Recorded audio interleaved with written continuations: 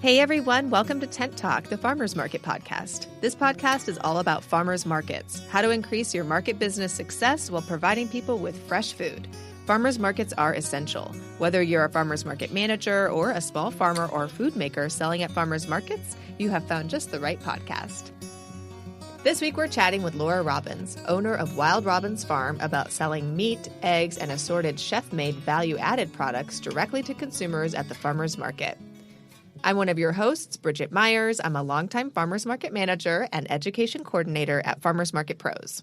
And I'm Kat Fields-White, director of San Diego Markets, still an active farmers market manager, consultant, and founder of Farmers Market Pros, and host of Intense, the Farmers Market Conference, and the Farmers Market Pros community. And I'm Justine Marzoni-Mead, Tent Talk producer, marketing director for Farmers Market Pros, and logistics coordinator for Intense, the Farmers Market Conference, coming right up March 6th, 7th, and 8th, 2023, San Diego, California, and online. It's closer than you think. Yep. Coming right up. Today's episode of Tent Talk, the Farmers Market podcast, is supported by Growing Farmers' free value-added summit, coming up this week. Are you a farmer ready to put value-added products on your market table? Are you a market manager that wants to help farmers succeed at your farmers markets? Register now and take advantage of over 30 hours of free training in this summit, provided by farmers, experts, and artisans from around the world, including Kat Fields-White, the Farmers Market Pros. Hey, that's me. Register today for this week's summit by clicking the Thriving Farmers logo at farmersmarketpros.com. Registration for the summit is free. If you purchase recordings or classes from Thriving Farmers after clicking that link, we'll earn a few bucks to help support the cost of producing our year-round Tent Talk content. Take advantage of the free value-added summit December 2nd, 3rd, and 4th. Register now by clicking the Farm Summit logo on the resource page at farmersmarketpros.com. Well, welcome back to Tent Talk, everybody. Our guest this week is Laura Robbins, owner of Wild Robbins Farm, a commercial farm located in Sherborne, Massachusetts. Laura established the farm in 2019 with the mission to feed and grow her community and with the idea that the more you know your farmer and food sources, the better. Agree. Welcome to Tent Talk, Laura. Hi, everyone. I'm so glad to be here. Thanks for having me. We're excited to have you. It was nice meeting you in Dedham at the farmers market in the grass, and we were really happy you could join us. Absolutely. I love taking any opportunity to talk about farm markets, farming, all of it. I love it. Oh, you have found just the right group of people. So, Laura, do you want to just tell us a little bit about your personal and professional background and kind of what led you to start Wild Robbins Farm? Yes, it is kind of an interesting journey that I think is a little not the typical way. So I grew up in a suburb outside of Boston with absolutely no animals. We had a hypoallergenic dog when I got to about 5th grade, and that was a stretch. We didn't go to farms. We didn't really do much other than go to the zoo. My dad was a lawyer. My mom was a housewife, and, it just was what it was. We didn't even talk much about where did our food come from. So just to sort of set the stage of the background. I went to middle school, though, and the entire world that I knew it, as I knew, sort of shifted and changed because that middle school had a program with a neighboring organic farm. And every Friday, we walked a mile up the road. And as 6th, 7th, and 8th graders, we worked on the farm. And we didn't just visit the farm. We were shoveling poop. We were having a lot to do with the harvest. We were collecting eggs. We were helping with the planting. It was very seasonal, and we were doing more than a typical, I think, middle schooler would have ever really been allowed to do, especially nowadays, based on my own children's experience. And we were empowered to do more than I think our parents at home typically allowed us to do. So it gave me this feeling of accomplishment, this feeling that I could do what I set my mind to. And so I had a stage set for that feeling associated with farming. And then my life continued on, and I didn't really do much in farming. I moved to Manhattan after college and became very interested in food at that point. And I started meeting chefs. I started working in restaurants. I started learning why certain foods tasted better than other foods. and started to realize and make the connection that, oh, that farm I worked on in middle school, that is where these chefs and these restaurants are getting that food from farms. And that's how it is tasting so good. And it was just one of those things that was always circulating in my mind. I went and worked basically in fundraising for nonprofit, and then got my MBA and started working in fundraising for profit. And at that point, I had moved to Missouri. And unlike Boston, or right outside Boston, I was around many, many farms, many farmers, many opportunities to buy eggs on the side of the road. And I became enamored with that. The idea that I could just stop on my way home and get my dinner from a local farm. And I started, because I'm me, asking all these farmers, how did they do it? How did they get into it? Is this something that they always wanted to do? Why did this taste different? What is this breed of animal? And I started this basically education of wonder. And I then was empowered back to my school days to get some chickens. I got my husband on board. I got the kids on board because at this point I had 3 boys, and we started our eggs. We started having farm fresh eggs right in our backyard. And then I got a little more, I guess, courage, and I started with meat birds. And at that time, we were living in a place in Missouri where you weren't really supposed to do that. I lived in a suburb that had laws about how many chickens you could have. So of course I doubled that number and secretly did meat birds. And then I had this friend who was 45 minutes away who said, hell, you should probably have a pig. And I was like, absolutely. So I had a pig on his farm, and I just started slowly doing more and more farming. All the while I was working a full-time corporate job, raising my children, being a wife, and trying to make it all sort of meld together. And the reality was it never really was melding for me. And I wasn't really happy in my corporate job. And we had an opportunity to come back to the Boston area where I'm from. And I said to my husband at that time, let's go to a place where we're loud. We wanted to have the closeness of a city, but we wanted to be in an area that had an agricultural history. And we were going to sort of homestead, I think is probably the right word for it. We were going to, raise our own food, share with some family, learn what it is to really be a farmer.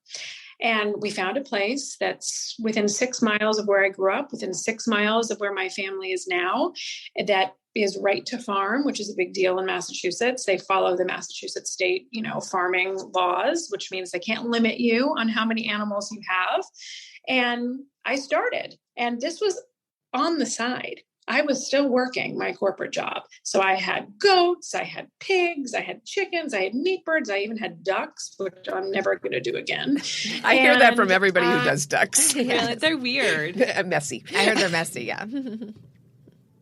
It is. That is something where you go through having ducks in the winter. You either love it or you never do it again. So that happened. And then the pandemic happened, and my corporate job ended because there was, basically we don't need you anymore. And I said, okay, I'm faced with, do I go and get another job, or do I take a run at scaling up this little farm I built? And when I say little, it's little. I only personally right now own just under 3 acres. So I knew that if I was going to start a commercial farm, I would have to get my hands on a lot more space. So I took the biggest risk I've ever taken in my entire life. And in December of 20, I started an LLC. Wild Robbins Farm was born. I jumped off a cliff, and I went from selling to some friends and family on the side to selling direct to consumer.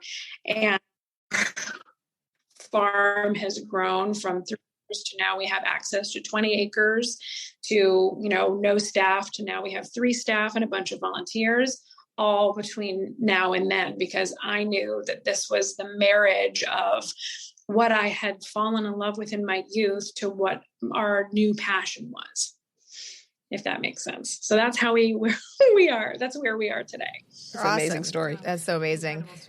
So do you own or lease your farmland? Yes. So we only own the 3 here, which we use. We have access to 3 next door that we don't pay for. And all the rest were in some of them I actually pay a little money for. And when I say little, it's like under a couple $100. And the others through land trusts.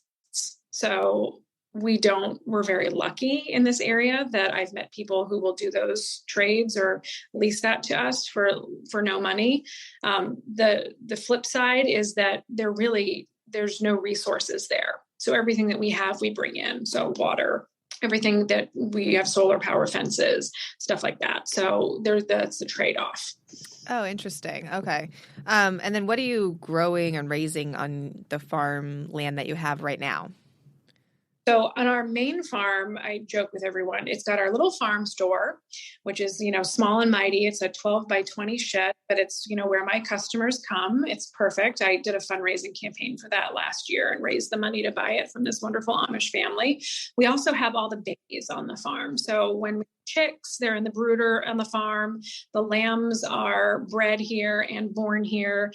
All of our baby turkeys are here, and we do run pigs through the forest out here to sort of regenerate the land. Then once all the chickens are out to pasture, that's where the leased space comes into hand. So all of our poultry is raised seasonally, and so they're out in like mobile tractors and coops on our leased land. And then same with the pig. We have different sites around town, and either I go out there or I have people out there that will help do the feeding and daily watering of the pigs when they can't be on my homeland. So it's all meat. You're not doing vegetables and things to sell. No veg. Nope. We're not doing anything. I have no idea how to do all that. It's enough to learn how to sort of raise livestock and poultry. Well, it sounds like you're just staying in your lane and you're becoming an expert in your area. And I know that growing meat or raising meat to sell is hard enough. So it sounds like you have your hands full. Do you think that your finance background kind of leads you to approach farming differently than other farmers, or has helped you? Yeah, I think that it has given me an advantage that maybe other people who've grown up with more of a background in farming and less of a background like with an MBA in business might have. I approach everything in a different way, which, you could say that's good or not. It's just sort of a completely opposite way. So I've met a lot of farmers who don't understand, the basics of like Excel, whereas I'm from doing Excel and then have to learn the other stuff. And learning farming is very, very difficult. And, if I had to learn the finance and the farming at the same time, I don't know how good that would have been. But, the easy stuff like the taxes, the accounting, the marketing, the MailChimp and all the stuff with design was second nature to me. And so basically I've spent the last couple of years learning the farming, like basically drinking out of a fire hose and, trying to get as much information as possible, knowing that I have like a certain way that I know I want to do it, which is, trying to do it as organically as possible and as regenerative as possible. That's great. Mm-hmm. So were farmers markets always a part of your farming business plan, or like how did you end up selling at farmers markets? That's a great question. And I have to say that they weren't, because I didn't understand.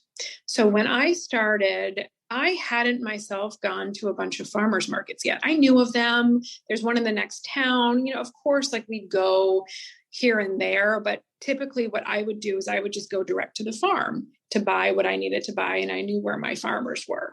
And then when I started the farm, it was during the pandemic, and there weren't really any farmers markets in the traditional way that they are now that sort of the pandemic part is coming, I guess, to a different stage. And I never thought that I was going to be doing farmers markets because I had convinced myself that everyone was just going to come to me. So then what ended up happening was I realized shortly that it's very clear that people weren't always coming to me. And that when people went back to work, sort of, and the pandemic part was changing, people's schedules were changing, and I had to meet people where they were. And so I had to look at my business and sort of say, okay, well, people can't come to my store all the time. Where are the people? And so I sort of formulated a business plan where I have 25% of the people who come to my store and are involved in my CSA, and then 25% wholesale, 25% is farm market, and the rest is just sort of it is coming to my store, I guess. So if you look at the 100% of everything, I have it CSA, wholesale, farm markets, and my store. Cool. Well, that sounds like a good balance and not putting all your eggs in one basket, so to speak. So to speak. So how many, I know the cat met you at one of your markets. How many markets are you in, do you participate in like on a weekly basis? So at the height of the season, I was doing 4. And then I left one for another one. So during the sort of spring, end of spring, summer season, I do 3. And then I do 1 winter market, and I'm crossing my fingers that I can do another one. Awesome. So because you have a couple of different like sales outlets, revenue streams, what do you see like the value of farmers market besides reaching those customers that, you know, during COVID, they had the time to drive out to your store on your farm and pick it up. But like, do you sell different items at the market than you would sell at your store or in your CSA? Or like, what do you see as the value of farmers markets as a revenue stream? So now that I've gotten involved in farmers markets, I can't imagine my business operating without them, because what has happened is it's become sort of like a funnel system. So people who see me on a weekly basis are programming my offerings into their weekly buying. And I want to be able to bring what I have to farmers markets every week so that I'm never not having something there, which then means sort of my big seasonal items like lamb and turkey, I'm not bringing to my markets. So I'm bringing what I can consistently have. So there's items in my store. So like, for example, I have a beef partner. I don't raise beef, but my beef partner, I carry her products only in my store because reliably I can keep that stocked at the scale that my customers buy it at my store. Now at my markets, I bring sort of what I call like my made items that I always have. So I have like my chicken breast, my whole chickens, my drums, wings, and thighs, my eggs, and then the big pork items that always sell, like the bacon, the sausage. I'm not bringing the specialty cuts that much to farmers markets because I can't consistently keep them in stock. And to me, the worst part is like having someone really excited and then come back the next week and you don't have it. So that's sort of has been my approach. Interesting. I think that's smart and it makes sense. And if somebody wants something really unique, that they can come to your store. Or can they, do you have any kind of a brochure or anything at the market where it says, hey, we have lamb available, we have beef, you can special order it and pick it up at the market? Absolutely. And what I try to do is be as flexible with those types of needs as possible. And I'll put out another sheet that says, hey, if you want items such as chicken livers or bones or whatever it may be, you can get them. And you can either get them at my store or you can come or pre-order and I will bring it to you at the market. I also offer CSA pickup. So if you join my CSA, you don't have to come to my store, even though that's sort of where it's easier. I will also bring those shares to my market. Great. Awesome. So like as a meat vendor, do you we're curious because we're farmers market operators. Are there any specific challenges that you face in selling at markets? Like, are there any specific pain points that you kind of butt up against every season selling at the farmers market? I think the hardest part for me is that the way that it is in Massachusetts at the big markets is there's typically one meat vendor. So finding a spot in a market is very, very challenging. And I think it's because, our price per items are higher, or there's not enough people coming through to really sustain multiple meat vendors. Finding that spot and keeping that spot is very, very difficult. So for me, I always try to find markets that are within really fast driving distance for me, that are sustainable for me to keep going to, but also that have really easy parking, because I'm hauling a whole bunch of stuff and it's very, very difficult for me to bring stuff, too far. So if I have to park really far, and I've had this at other markets, it's been very difficult.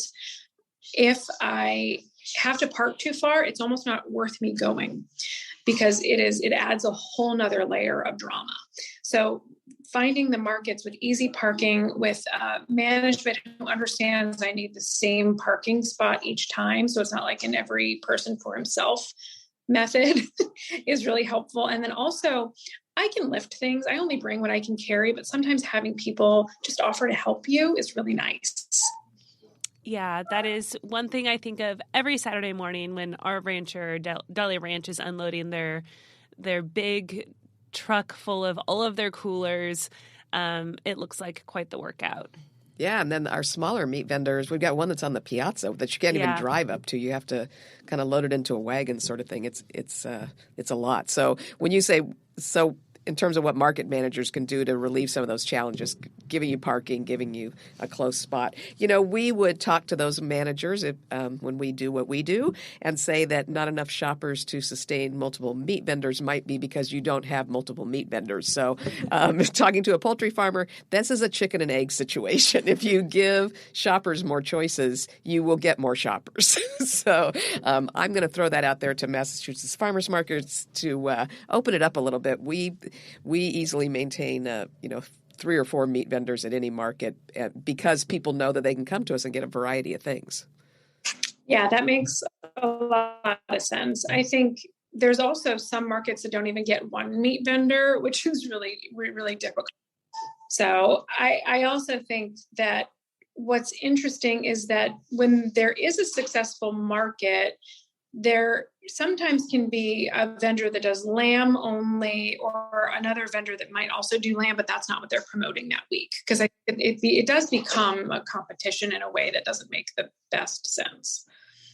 Yeah, I guess it depends. Yeah. I mean, you look at what's in a supermarket and there's 72 kinds of cereal, and somehow each one finds their niche because that's where people go to get whatever kind of those 72 choices they want. But there's a lot of really different approaches to curating markets. And we're big believers in choice increases the number of shoppers.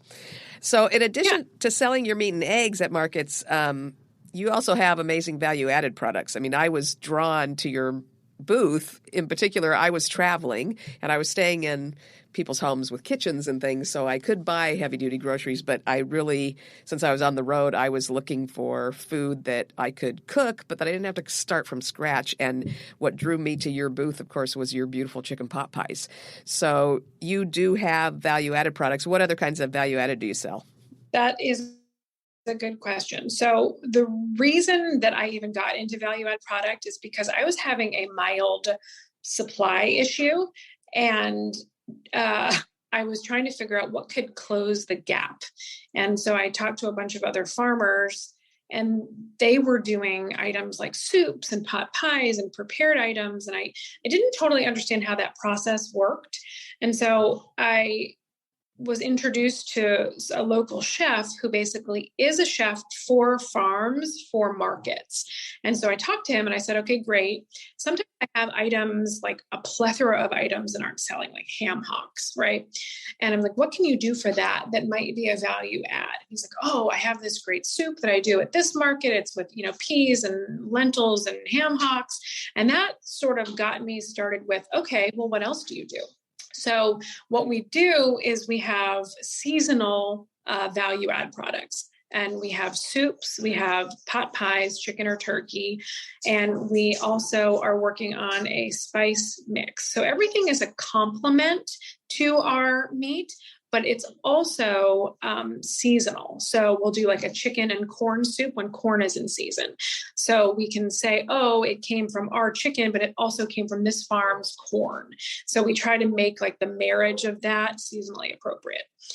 The other item that we try to do sometimes is if I have tons and tons of eggs, I will do like a quiche, like a special item, and just feature it for that week. And I'm not running quiches all day long. I'm doing it all month long. I'm just doing it at a market or two. So sometimes I use it as a draw. So sometimes people who've never bought from me before will say, oh, look, there's a quiche over there. They'll see someone carrying a quiche around. And that will be something that is help funnel customers in. Yeah, absolutely. I can see people coming over to get that quick item and then, digging deeper and saying, oh, well, I'll get some chicken breasts and pop those in the freezer for later in the week. I'm getting really hungry. Right? I would like a quiche, please. Something to eat. That's right. So it sounds like you've got some seasonal specials. Are any of the value-added products something that you have every single week that's really predictable, or is it always kind of a seasonal change-up? I'm loving hearing that in addition to your meats, there's other local ingredients in that food. That's really important to us as market managers and curating for our customers. So it's wonderful to hear that they're using other farmers' produce. Yeah, that was a very important thing to us. The quality had to be good. It had to be, made from scratch. It had to hold up. It had to be something that people couldn't buy anywhere else, if that makes sense. So for me, I didn't realize how popular the chicken pot pies were going to be. So I hadn't prepared to have them every week. This will just be something people can get, this is early on. That became the biggest draw to my booth at some of my markets, that I was selling out in the first hour and a half of the pot pies. And I was bringing like coolers upon coolers.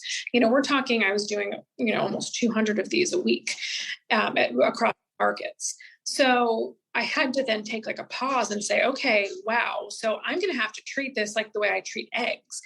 How many can I actually bring? How many, are going to keep my customers happy? Because what the feedback I was getting was, oh, well, I came to this market for this pot pie and you don't have any. And so you don't want to leave a customer with a bad taste in their mouth, literally. And I didn't like saying no, because the chances that someone's only buying a pot pie are very slim. So if I was losing them at the pot pie, I was then losing them at the other items. So pot pie is what I always have week. And there has been weeks in the past year where the chef simply had a flat tire and couldn't get here. But most of the time they are there. I would say 98% of the time the chicken pot pies are there. That's awesome. So if you were going to make those chicken pot pies yourself, what kind of regulations are in place in Massachusetts? Would you have to go get a commercial kitchen? Do you have to have a different kind of permit? So in California, we're very heavily and some would say oddly regulated. So, for instance, our peach farmers can't sell a peach pie because they don't grow the wheat that goes in the crust kind of thing. So it sounds like you can do that. There's not regulations that, in terms of producer-only markets, you can still take your ingredients and turn it into something else. What kind of other regulations would you have to navigate? Yes. So for sure, the commercial kitchen has to happen, and there has to be someone with a wholesale license. And you also have to have the chef has to have a safe certification, allergen certificate, and the cold chain documented on all sides. So for example, like me picking up the product from the butcher has to be documented to where then it went before the chef got it. And so forth. The chef then has to document, okay, well, he got the chicken on this date. It was this temperature. And then when he brought it to me back frozen, that has to be documented. So the cold chain has to be documented. If I was going to do it, what I would have to do is I would have to either rent space in a commercial kitchen, get my own commercial kitchen, and then get those certifications and then learn how to be a chef. Yeah, there's that part. That's a little harder. Yeah. Actually, I'm fascinated by you saying that this guy is a chef that specializes in producing things for farmers markets. We're going to have to hunt down that chef and get him on the podcast, because that sounds like an amazing way for some of our chefs that are kind of burnt out on owning their restaurants. That sounds like a good opportunity there. It's like a pleasant thing to do. Yes. Yeah. Very clever. So how much percentage-wise, or we're not going to ask you to tell us how many dollars you're putting in your pocket, but revenue-wise, what's the percentage of your value-added products versus the meat products and things that you're raising? Is that a substantial part of your income? It is now. It didn't start out that way, but now it's a good 25% of what's coming in the door. I can't now operate without having them because we've gotten to a scale that we need. And we also have to really drill down on making sure that my cost and the chef's cost stays manageable and fair. Like, he has to be making money. I have to be making money, and we can't price ourselves, out of the consumer's pocket. So with the rising cost of certain things this year, it got a little tight with what I was charging. And so I ended up having to go up a couple dollars for some of my pies, which I explained to the consumers, and they were fine. Because they do understand, with the rising costs across the board. But we're not just, picking a price out of the blue. It does make sense. We're trying to keep it comparable to, like, okay, so if you get soup for 4 people at the Panera Bread Company, it's X price. Okay, so how many servings are in our soup? Is it worth it? And we can then craft the story based on the price, based upon, what people are already paying in the market. Yeah, we spend a lot of time explaining to farmers and to vendors that you've got to find pricing that finds that sweet spot between cost and desire. So you need to cover your costs, but you also can only go so far before people just move on to a different thing and don't want that product anymore. So that's important. So do you get a lot better margin on your, and I know it's really, but you're a finance person. Do you get a lot better margin on your meat and things than you do on the value-added products? I mean, in some cases, it goes exactly the opposite. Like if our herb guys put herbs in an envelope and put a cute header on the top of it, they get way more money for, a dried tomato or a dried herb than they do for the actual produce. But it sounds like because of the preparation and things on the pot pies, that's a pretty complicated value-added product. Are you getting a big differentiation in margin between that and just selling the meat and eggs? Yeah, I actually am. So the way that it's working is, I give the chef 60 pounds of chicken. He brings me back 60 pot pies between like small and medium, or small and large. And of those pot pies, what I'm then able to make is more than if I were to sell straight 60 pounds of chicken. Oh, good. Okay, great. Yeah, because that is how value added should work. It should, it should increase your margin and should, and then the other wonderful thing, it should add value. Yeah, hence the name. And then, of course, the other thing is that value added typically is a great way to reduce waste. Exactly. And that's also like when sometimes there's a random soup and people are like, oh, how did you come up with this? I was like, oh, because I had an entire freezer of stuff that, we needed to sell that didn't sell. I didn't. Not that it was old, but like I might have made a mistake on a cut sheet, in which I did one year with lamb. And I ended up with all these like gargantuan lamb shoulders that like literally no one had the ability to buy. And so I was like acting restaurants being like, hey, do you want this? And a lot of restaurants bought it. And then my chef turned it into shepherd's pies. And then I was actually more money.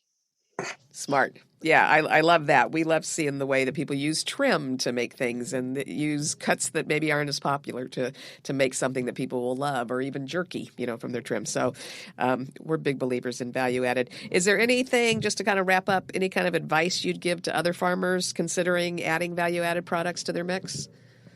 Yeah, I mean, I think for me, the reason that I sell what I sell in the value added category is because I love it and I eat it personally. So that's sort of where I started, is what is it that brings me joy? Because if it's bringing me joy and I love it, then selling it is going to be that much easier. Secondly, you want to do something that no one's really doing the way you're doing it. So you have a story, right? So for me, we have a bunch of places around town that sell pot pies. That's absolutely a normal thing to sell. So what makes ours different? What is the ratio of items in there? Why is it going to taste this way? And what sort of sets you apart? So one of those things I would give advice to someone is like, A, what brings you joy? And B, what are you doing that someone else may not be doing? Or how are you telling your story about it that makes a customer want to buy it? Yeah, that makes sense. And you've invested some in designing nice packaging as well. How important do you think that is?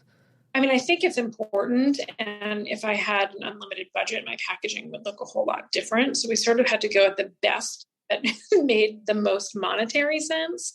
I would love to invest. That my next thing is going to be to get better labeling, and plastic, the way that it's plastic wrapped, you sort of have to do it that way just because of the way that you have to transport it. So I'm sort of at the mercy of what makes like logistical sense too. So I would love them to be in cute little cardboard, things that, looked cute, but that doesn't make logistical sense. So where I can make it cuter is when I invest in better stickers and labeling and whatnot. Yeah, we've done a good job of that so far, and I can't wait to see what the next iteration is. Is there anything we should have asked you about that we didn't? Yeah, I think the biggest thing that I have learned from being at a farmer's market is the biggest help for me is to have a market manager that is as invested as in your success as you are. And I didn't realize that farmers market managers can make or break your experience. So for me, I have 3 different markets right now that I was doing that just ended, and really a lot of different experiences there. And I think for me, if I could ever give feedback to market managers, not that you're asking, is... we are. That's exactly the point here. Yeah.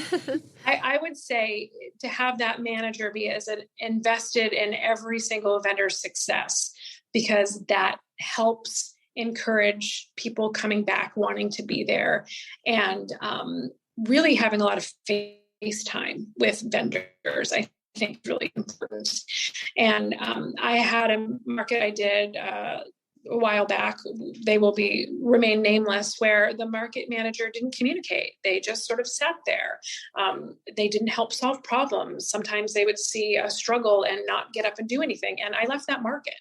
So a market manager can really make or break the experience. And so what I think would be the most beneficial for anybody looking to do a farmer's market is to ask other vendors' experience with the manager and their experience at the market. It's not just about the people that attend the markets, it's about the vendors and the manager. I think it's equal, because it's a little mobile store, right? So it has to feel good all around. Yeah, and it's definitely a cooperative situation. So every piece of that market family is affecting what the overall experience is for the shopper and for the farmers and vendors. That was really valuable information. That doesn't always work, to ask people if there was something else we should have asked, but that was great. That was a value-added product. That was a value-added question right there. Laura, it's been a pleasure talking to you. I'm so glad I ran into you in Dedham, and then that Justine followed up, and that we got to spend some time with you today. If you weren't quite so far away, we would love to fly you out and have you talk to the conference. But if you're planning to visit San Diego in March, you get in touch. And please bring a pot pie. And bring a pot pie or 3. Because now we're hungry. I love it. Well, wonderful. It was really nice to meet you all, and it was great to chat. Great. Cool. Thank you so much. Have a good one. Thanks for listening today, and big thanks to Thriving Farmers for offering free education via the Value Added Farm Summit this week, and for promoting small farmers and supporting Tent Talk, the Farmers Market podcast. To register for 30 hours of free training, click the Farm Summit's logo on the resource page at farmersmarketpros.com. Then tune in online this week to get tips from me and other experts, including farmers, food artisans, and grant writers, about increasing your farm and your market's income through value-added sales. Register today on the resource page at farmersmarketpros.com.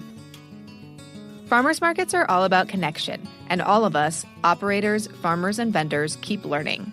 Connect with people just like you from various parts of the country and share what's happening in your area in the terrific conversations over in our private Facebook group, the Farmers Market Pros Community. You can also message us on Instagram at Farmers Market Pros or email us at connect@farmersmarketpros.com. If you're looking for further education, check out our online course offerings at farmersmarketpros.com. Thanks for listening to Tent Talk. Please leave us a review on iTunes, Stitcher, Spotify, YouTube, or wherever you access your podcasts, and tell us and others how you're enjoying Tent Talk. And be sure to subscribe to our podcast so you don't miss the next episode. Tent Talk, the Farmers Market podcast, is proudly produced by Farmers Market Pros, where passion meets profit. Today's episode was recorded and edited by Justine Marzoni Mead. Original music by David Mead.